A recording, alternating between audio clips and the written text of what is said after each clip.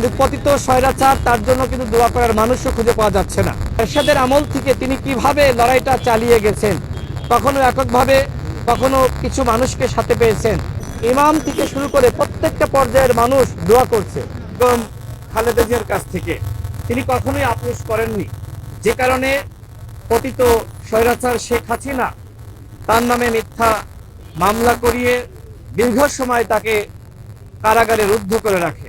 আমরা দেখেছি যে তিনি একজন সুস্থ মানুষ সে সময় কারাবরণ করে নিয়েছিলেন হাসি মুখে। এই মানুষটি যে সময় কারাগার থেকে মুক্তি পান, আমরা দেখেছি যে তিনি অসুস্থ অবস্থায় হুইল চেয়ারে করে আমাদের মাঝে ফিরে এসেছেন। এই মানুষটির সাথে নির্মম অত্যাচার এবং তার উপর ব্যাপক দমন পীড়ন করেছে পতিত স্বৈরাচার শেখ হাসিনা।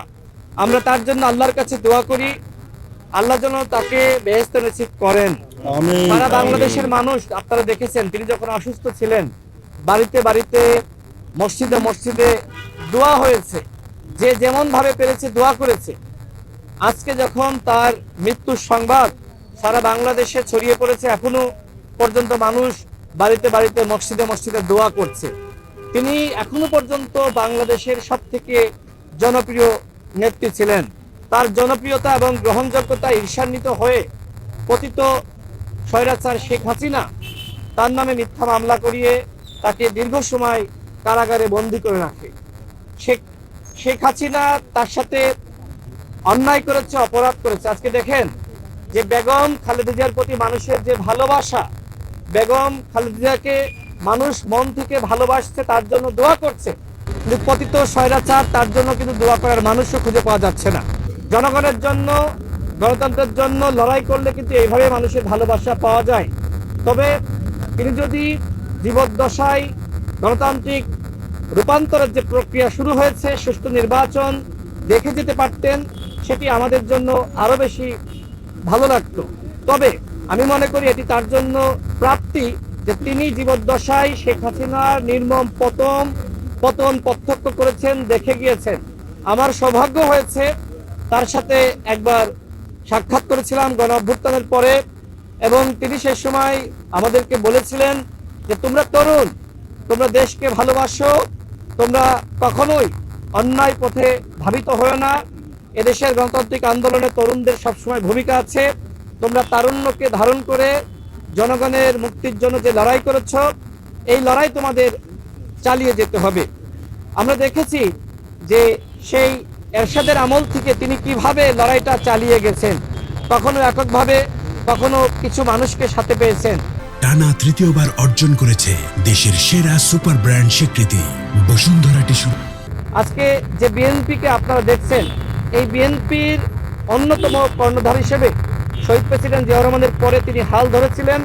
একজন গৃহিণী থেকে কিভাবে তিনি আন্তর্জাতিক নেতায় পরিণত হয়েছেন সেটা আমরা দেখছি। আজকে দেখলাম যে আন্তর্জাতিক গণমাধ্যমে তাকে নিয়ে যেভাবে কাব্যিক সংবাদ প্রকাশিত হচ্ছে, এটি বাংলাদেশের জনগণের জন্য অত্যন্ত গর্বের।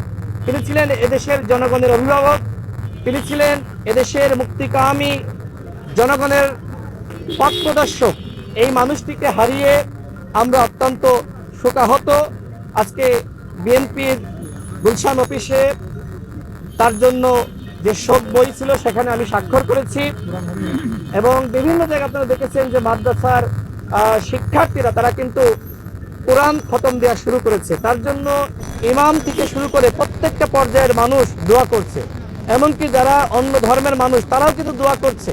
এরকম আসলে গ্রহণযোগ্যতা, জনপ্রিয়তা শুধুমাত্র বাংলাদেশেই নয়, বিশ্বে আমার কাছে মনে হয় বিরল। আজকে এই নেত্রীকে হারিয়ে আমরা বাকরুদ্ধ।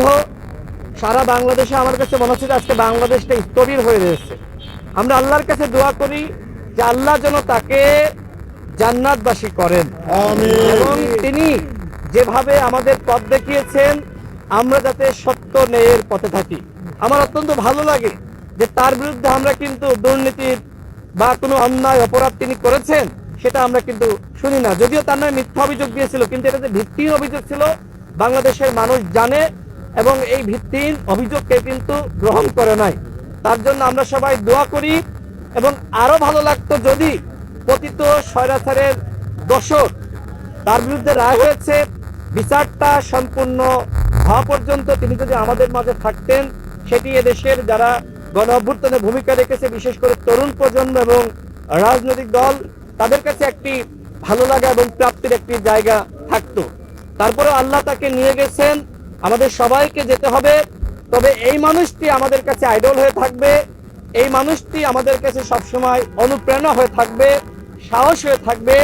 বিশেষ করে তিনি এই দেশে সবসময় আধিপত্যবাদের বিরুদ্ধে যে লড়াইটা করতে হবে সেটা তিনি শিখিয়ে দিয়ে গেছেন। অনেকে আপোষ করেছে, অনেকে আপোষ করে কিন্তু দেশের বাইরে চলে গেছে।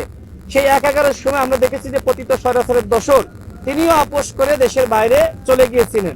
কিন্তু বেগম জিয়া কখনোই তিনি নিজেকে ছেদ করার জন্য দেশের জনগণকে বিপদে রেখে দেশের বাইরে যাননি। এরকম নেত্রী বাংলাদেশে একজনই ছিলেন। তার জন্য আমরা দোয়া করি আল্লাহ তাকে জান্নাতবাসী করুক। সারা বাংলাদেশের মানুষের কাছে আমরা আহ্বান করছি, আপনারা মসজিদে এবং অন্যান্য ধর্মের যারা রয়েছেন তাদের নির্দিষ্ট যে উপাসনালয় রয়েছে সেখানে তার জন্য দোয়া করুন। আজকে বাড়িতে বাড়িতে দোয়া শুরু হয়েছে, আগামীকাল তার জানাজা হবে। সেই জানাজায় এদেশের জনগণ ইতিমধ্যে দেখলাম যে স্বতঃস্ফূর্তভাবে অংশ নেওয়ার জন্য বিভিন্ন জেলা থেকে ঢাকায় আসা শুরু করেছে। আমাদের নেত্রী আমাদের ছেড়ে বিদায় নিয়েছেন। আমরা মনে করি তিনি আমাদের মাঝে আছেন, তার আদর্শ আমাদের মাঝে আছেন। বাংলাদেশের সাম্য, মানবিক মর্যাদা, সামাজিক সুবিচার প্রতিষ্ঠার যে লড়াই, আধিপত্যবাদের বিরুদ্ধে যে লড়াই, মানবিক বাংলাদেশ প্রতিষ্ঠার যে লড়াই, সেই লড়াইয়ে আমরা তার স্বপ্ন বাস্তবায়ন ইনশাল্লাহ কাজ করব। জনাব তারেক রহমান, আপনারা দেখেছেন যে তিনি নতুন বাংলাদেশের স্বপ্ন মানুষকে দেখাচ্ছেন। তার বাবার কাছ থেকে, মায়ের কাছ থেকে অনুপ্রেরণা পেয়ে তিনি এই কাজ হাতে নিয়েছেন। আজকে তিনি বাবাহারা, ভাইহারা, এমনকি তিনি আজকে মা হারা হলেন। আমরা তার সাথে রয়েছি, তার যে কোনো কাজে এই তরুণ প্রজন্ম তার সাথে থেকে তাকে সাহায্য করবে ইনশাআল্লাহ। আপনাদের সবাইকে ধন্যবাদ।